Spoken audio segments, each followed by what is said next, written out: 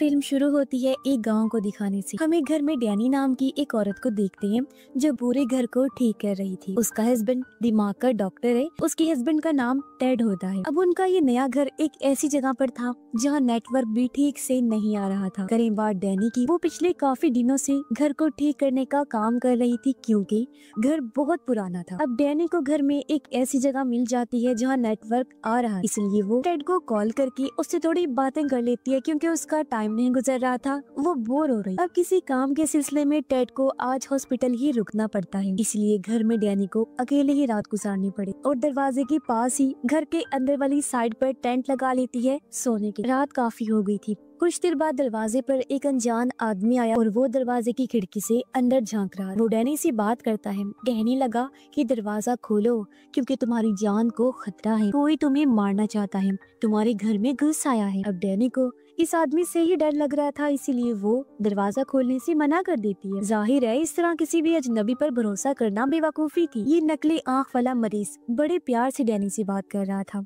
उसका लहजा और तासुरात देखकर भी यही लग रहा था कि उसे डैनी की परवाह है और वो सच में उसकी मदद करना चाहता है। वो फिर डैनी को कहता है, ठीक है, अगर तुम्हें मुझ पर भरोसा नहीं तो कोई बात नहीं, तुम पुलिस को कॉल कर दो क्योंकि तुम्हारी जान को सच में खतरा है, मेरी बात को समझो। अब उसकी बातें सुनकर डैनी दरवाजे के पास है। उसने दरवाजा खोला या नहीं ये तो हमें दिखाया नहीं गया, मगर इसके साथ हमें दूसरा सीन दिखाया जाता है जहाँ हमने देखा कि कोई चीज बुरी तरह उस नकली आंख वाली मरीज को मार देती है। फिर पता चला कि डैनी की भी मौत हो गई, उसका भी किसी ने बेरहमी से कत्ल कर दिया है, यानी जैसा उसने कहा था वैसा ही हो गया। और अब हम कुछ महीने के बाद का टाइम देखते हैं जहाँ डैनी का हस्बैंड टेड एक दुकान पर आता है जहाँ पुरानी कीमती चीजें मिला करती थी। ये दुकान असल में डैनी की जुड़वा बहन डार्सी की थी। डार्सी बचपन से देख नहीं सकती थी, यानी कि वो अंधी थी। साथ ही उसके पास कुछ साइकिक पावर्स भी हैं, यानी दिमाग की अनोखी ताकतों की मालिक थी वो। जैसी बहुत अजीबोगरीब चीजें महसूस कर सकती थी और देख सकती थी, जिनमें भूत आत्माएं जादू टोना भी हो सकते हैं। डार्सी को अपनी बहन डैनी की मौत का बहुत दुख था। अब टेड अक्सर उसे मिलने आया करता था, मगर उसे डार्सी की उल्टी सीधी बातों पर यकीन नहीं था और उसका ये दावा था कि मैं पैरानॉर्मल चीजों को महसूस कर सकती हूँ, यानी ऐसी चीजें जिन्हें समझ पाना आम इंसान की बस की बात नहीं है। इस टाइम उसके हाथ में एक बेल थी। वो टेड को बताती है कि ये बेल एक लड़के की जिंदगी से जुड़ी हुई, मगर एक दिन उसकी बेरहमी से किसी ने जान ली और अब मैं उसे इस बेल के जरिए महसूस कर सकती हूँ। टेड यहाँ उसे कुछ देने आया था। जो चीज डार्सी ने ही मनवाई थी वो कोई ऐसी खास चीज थी जो उस नकली आंख वाले मरीज से जुड़ी हुई हो, क्योंकि उसके जरिए डार्सी ये पता लगवाना चाहती थी कि आखिर क्यों उसने डैनी को मारा और इस टाइम वो क्या सोच रहा है। तो अब वो चीज जो रुमाल था टेड उसके हवाले कर देता है। बातों ही बातों में डार्सी को पता चला कि अब टेड ने किसी और लड़के के साथ रिश्ता बना लिया है जिससे वो जल्द ही शादी कर लेगा। हालांकि डैनी को मरे ज्यादा दिन भी नहीं हुए। अब ये बात डार्सी को बुरी तो लगी मगर वो जाहिर होने नहीं दी। टेड अपनी उस दोस्त के बारे में डार्सी को बताते हुए कहता है कि वो पहले मेरी दोस्त थी, मगर अब क्योंकि मुझे किसी सहारे की जरूरत है तो हम दोनों ने ताल्लुक बना लिया और शादी करने का फैसला कर लिया है और वो हमारे ही हॉस्पिटल में काम करती है। इतना बोलकर वो वहाँ से चला गया, मगर हम समझ जाते हैं कि उस रात टेड का हॉस्पिटल रुकने का मकसद अपनी दोस्ती हो सकती है, जिस वजह से डैनी को रात अकेले ही गुजारनी पड़ी, यानी वो पहले से ही उसे धोखा दे रहा था। अब शाम को डार्सी अपने घर आ गई, साथ में वो नकली आंख वाली मरीज का रुमाल भी लाई। वो रुमाल टेबल पर रखकर उसके अंदर कोई चीज रखती है और अपने ग्लव्स उतारकर जैसे उसे छूती है वो बहुत ही चौंका देने वाली चीज देखती है जिसकी उसे उम्मीद नहीं थी, क्योंकि वो काफी घबरा गई और उसकी आंखों में आंसू भी आ गए थे। अब डार्सी एक स्टोर रूम में जाती है जहाँ उसने बड़ा सा लकड़ी का संदूक रखा हुआ था। पहले वो उसे गौर से देखती है, फिर उसके पास आकर बैठ। इस रूम में और भी कई सारी अजीब चीजें पड़ी हुई जिनका ताल्लुक किसी न किसी इंसान से था, जिनको भी डार्सी महसूस कर सकती है जो इस दुनिया में नहीं रही। अब इसके बाद हम देखते हैं कि टेड नींद से जाग गया है। वो तैयार होकर हॉस्पिटल के लिए निकलने ही वाला था, मगर उसकी दोस्त उसे रोक दी। वो उसे कैमरा में तस्वीरें दिखाने लगी। ये कैमरा असल में डैनी का था जो टेड की दोस्त को मिल गया। अब कैमरा की सेटिंग इस तरह से की गई थी कि वो खुद ब खुद तस्वीरें बना सकता था। इसी तरह एक अचानक से खिंच गई तस्वीर वो टेड को दिखाती है जिसमें डैनी की परछाई थी। हालांकि उसे मरे हुए तो काफी दिन हो गई थी और ये बात टेड टाल देते हैं, लेकिन उसकी दोस्त को अजीब लगता है। फिर अब टेड रात को ड्यूटी करता है, यानी उसकी दोस्त को भी इस घर में अकेले ही रुकना पड़ेगा, मगर उसे डर लग रहा था क्योंकि ये वही घर था जहाँ डैनी की मौत हुई। टेड उसे कहता है बस कुछ दिन की बात है, फिर मेरी ड्यूटी का टाइम बदल जाएगा, तुम्हें तब तक मैनेज करना पड़ेगा। इस पर उसकी दोस्त कहती है कि नहीं, जब तक तुम्हारी रात की ड्यूटी है मैं अपने ही घर में रह लेती हूँ, जब तुम्हारी ड्यूटी बदल जाएगी मैं वापिस आ जाऊँ। तब टेड उसकी बात मान जाता है। उसकी दोस्त को आज ही निकलना था और इससे पहले कि टेड अपने काम पर जाता, वो बताती है कि कल रात डार्सी ने अजीब सा तोहफा भेजा है और ये वही लकड़ी का संदूक था, जिसे देखकर दोनों को ही काफी हैरत हुई। इससे भी ज्यादा हैरान वो तब रह गई जब इन्हें पता चलता है कि डार्सी बाहर ही खड़ी हुई है, इसलिए दोनों उसे घर के अंदर ले आते हैं। अब उसे किसी ने आने की दावत भी नहीं दी थी, वो खुद ही आ गई थी। वो यहाँ 2 दिन के लिए रहने आई थी और इस बात में टेड की दोस्त को कोई दिलचस्पी नहीं थी, लेकिन टेड उसे मना नहीं कर पाता। अब ना तो यहाँ टेड होगा और ना ही उसकी दोस्त, लेकिन फिर भी डार्सी रुकना चाहती थी। अब डार्सी उन्हें लकड़ी की संदूक वाला तोहफा दिखाती है, जो सच में अजीब था क्योंकि अंदर लकड़ी का ही बना बड़ा सा पुतला था। उसे देख टेड की दोस्त को बहुत बुरा लगा। तब टेड उसे समझाता है कि जब डार्सी चली जाएगी तो मैं इस पुतले को हटा दूंगा, जब तक वो यहाँ है प्लीज मेरी खातिर उसे बर्दाश्त कर लो। अब टेड तो निकल गया। फिर कुछ देर बाद उसकी दोस्त भी निकलने वाली थी, लेकिन उसकी चाबियां कहीं गुम हो गई थी। टेड की दोस्त चाबियां ढूंढने की बहुत कोशिश करती है, लेकिन वो उसे कहीं भी नहीं मिलती। डार्सी वहाँ पर बड़ी आराम से बैठी हुई थी, ऐसा लग रहा था जैसे वो पहले से ही जानती हो कि यहाँ क्या होने वाला है। चाबियां ना मिलने पर डार्सी उसे पूछती है, क्या तुम अब नहीं जाने वाली? वो कहती है नहीं, और मजबूरन अब उसे भी घर में ही रुकना पड़ता है। कुछ देर बाद टेड की दोस्त आकर देखती है कि संदूक में बड़ा लकड़ी का वो पुतला डाइनिंग टेबल की एक कुर्सी पर बैठा हुआ है। उसे देख टेड की दोस्त को अजीब लगा। वो डार्सी से पूछती है, क्या इसे तुमने बाहर निकाला? तो वो बड़ा ही अजीब जवाब देती है कि नहीं। तो फिर ये कैसे बाहर आया? अब इस बात को उसने सोचा भी, लेकिन फिर नजरअंदाज करके वो डार्सी के लिए खाना लाती है और इनके बीच कुछ बातें होती हैं। टेड की दोस्त उससे उसके काम के बारे में पूछती है। जब उसने बताया तो दिल ही दिल में वो डार्सी पर हंसती है। उसका मानना था कि डार्सी किसी चुड़ैल की तरह भूत आत्माओं जादू टोने पर यकीन रखती है। डार्सी उससे पूछती है, अच्छा तुम्हें इस घर में कैसा लगता है? टेड की दोस्त ने जवाब दिया कि खास अच्छा नहीं लगा, जैसा आपकी बहन के साथ हुआ उससे तुम्हें ज्यादा सहम गई। फिर डार्सी उससे पूछती है, अच्छा अगर कोई अनजान आदमी तुम्हें दरवाजा खोलने का कहे तो क्या तुम दरवाजा खोलोगी? इस पर वो कहती है कि नहीं, क्योंकि मैं इतनी बेवकूफ नहीं हूँ। ये सुनकर डार्सी को गुस्सा आ गया। वो कहती है, मेरी बहन भी बेवकूफ नहीं थी और उसने भी दरवाजा नहीं खोला। यानी वो नकली आंख वाला मरीज नहीं बल्कि कोई और ही है जिसने उसे मारा। ये सुन टेड की दोस्त कहती है कि अगर उस जैसे पागल इंसान ने उसे नहीं मारा तो किसने मारा होगा? डार्सी कहती है, एक मेल नर्स जो टेड का दोस्त है और वो उसी हॉस्पिटल में काम करता है जहाँ टेड डॉक्टर है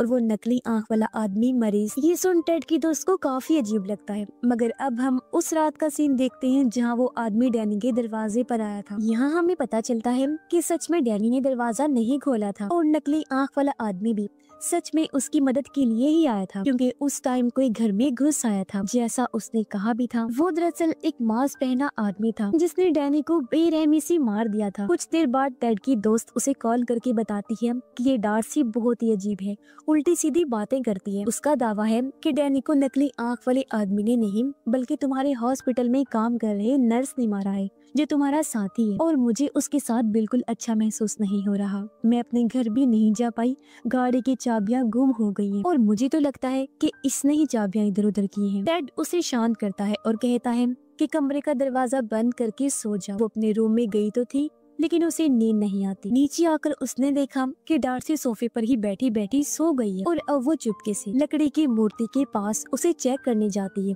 ताकि देख सके कि आखिर इसमें क्या राज छुपा है। पुतले के सर में 5 सुराख थे। टेड की दोस्त ने जब चेक किया तो एक में से डैनी और डार्सी की तस्वीर निकली, एक में था दांत और एक में छोटी सी खून की बोतल निकलती है। पर इसी बीच डार्सी की आंख खुल गई और वो गुस्से में कहती है कि सारी चीजें वापस रख दो। टेड की दोस्त वो चीजें वापस पुतले के सर में रख देती है और उसके जाने के बाद अब डार्सी पूरी रात पुतले के सामने ही गुजारती है, लेकिन टेड की दोस्त को डर लग रहा था।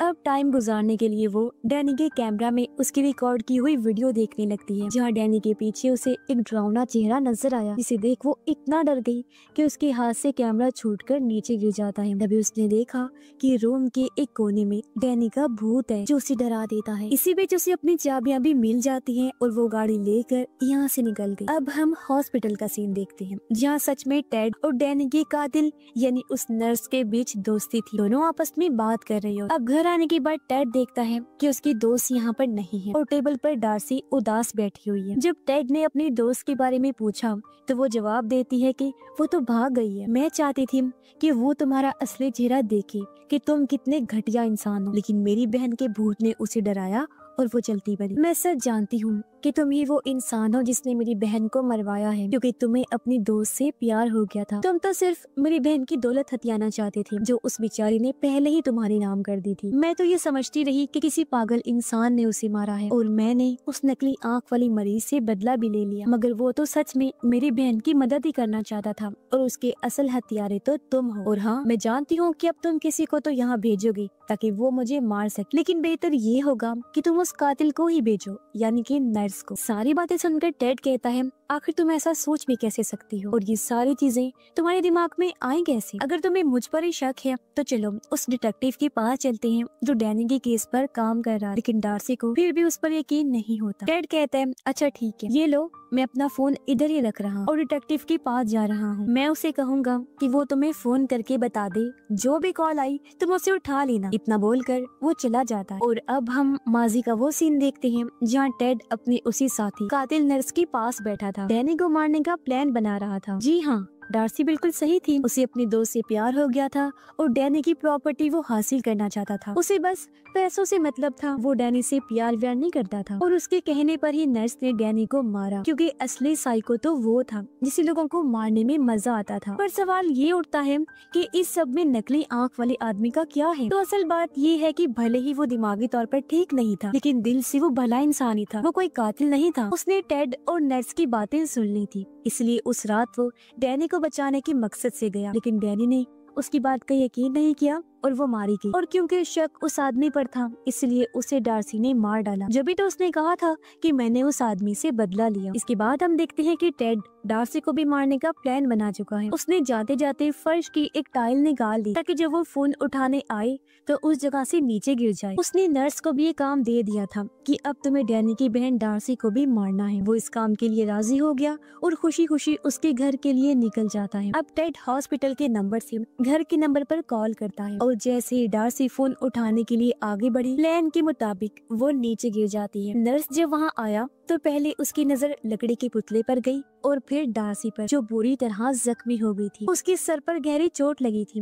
और बहुत ज्यादा खून बहने की वजह से जल्दी उसकी मौत हो जाती है। पर यहाँ एक नया ट्विस्ट आता है। अब जैसा कि हम जानते हैं कि डार्सी को रिचुअल, जादू, इस तरह की चीजों पर पूरा यकीन था, तो उसके मरने से यहाँ एक रस्म पूरी हो गई और उसे पहले से ही अपनी मौत का पता था, तो जानबूझकर उसने खुद को बचाने की कोशिश भी नहीं की। और अब उसके मरते ही लकड़ी का पुतला अचानक से जिंदा हो जाता है। वो नर्स के पीछे पड़ गया और उस पर हमला कर देता है। नर्स अपनी जान बचाकर भागा, लेकिन अचानक वो बेहोश हो गया। उसकी जब आंख खुली तो वो खुद को हॉस्पिटल की बेड पर बंधा हुआ पाता है और टेड उसके सामने खड़ा हुआ था। उसने डार्सी की मौत का इल्जाम नर्स के सर पर ही डाल दिया, जिस पर नर्स उसके सामने गिड़गिड़ाने लगता है कि मैं वादा करता हूँ किसी को कुछ भी नहीं बताऊंगा, तुम बस मुझे छोड़ दो। इस पर टेड कहता है, नहीं, मैं इतनी बड़ी बेवकूफी नहीं कर सकता, क्योंकि अगर मैंने तुम्हें छोड़ दिया तो शक मुझ पर ही आएगा कि मैं आखिर तुम जैसे पागल साइको इंसान को क्यों नहीं पहचान सका। लेकिन अगर मैं तुम्हें ना छोड़ूं तो ऐसे तो मैं बच जाऊंगा, क्योंकि भला कौन ही तुम्हारी बात का यकीन करेगा कि एक लकड़ी की पुतले में जान आ गई और उसने तुम पर हमला किया। तो इससे हमें पता चला कि टेड एक बहुत ही मतलबी और धोखेबाज इंसान है, जो बहुत ही चालाकी से लोगों का इस्तेमाल किया करता था और उसने तकरीबन सभी का इस्तेमाल किया, यहाँ तक कि अपनी बीवी का भी। अब डार्सी नर्स को मार भी सकती थी, लेकिन वो इतनी आसानी से उसे बख्शने वाली नहीं, बल्कि वो उसे तड़पाना चाहती थी, जैसे उसने डैनी को मारा और कई लोगों पर जुल्म करके उन्हें तकलीफ दी। साथ ही जब वो नर्स था तो उसने बहुत लोगों के साथ ज्यादतियां भी की। अब एक मरीज नर्स से अपना बदला लेने आया और वो उसकी उंगली को काट लेता है, जिससे वो बुरी तरह तड़पने लगा। इसके बाद हम देखते हैं कि टेड, जो काफी परेशान लग रहा था, अपने घर आया। वो उसी बेल को देखता है जिसके बारे में डार्सी ने कहानी सुनाई। वो बेल को बचाकर उस लड़के की आत्मा को बुलाने की कोशिश करता है जिसके साथ ये बेल जुड़ी हुई थी, मगर अजीब कुछ भी नहीं हुआ। इससे टेड को लगता है कि शायद सुपरनेचुरल जैसी कोई चीज होती नहीं है और डार्सी बस फ्रॉड करती। साथ ही हमें पता चला कि टेड की दोस्त ने भी उसे छोड़ दिया, यानी इस तरह डार्सी का अपनी बहन की तरफ से बदला पूरा हो गया, क्योंकि टेड की पूरी जिंदगी बर्बाद हो चुकी थी। और तभी हम बहुत चौंका देने वाला सीन देखते हैं। जिस लड़के की बेल थी, तभी उसकी आत्मा टेड के साथ आकर खड़ी हो जाती है, जिसका मतलब कि अब टेड भी बचने वाला नहीं है। और इसी के साथ इस फिल्म की कहानी भी यहीं पर खत्म हो जाती है।